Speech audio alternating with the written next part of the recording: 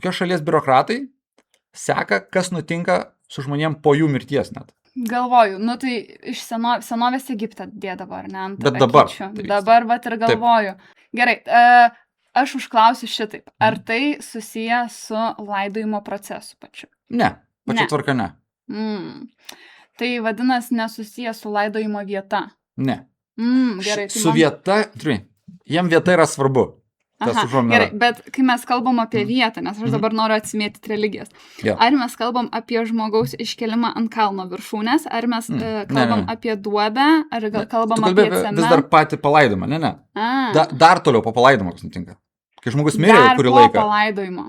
Gal žomna po ir prieš gimimą. Tai apie reinkarnaciją mes kalbame. Taip. Tai Indija turbūt, ar ne? Ne, dar viena šalis, kuri tai labai svarbu. Kinija. Taip. Ir ką jinai bando susekti?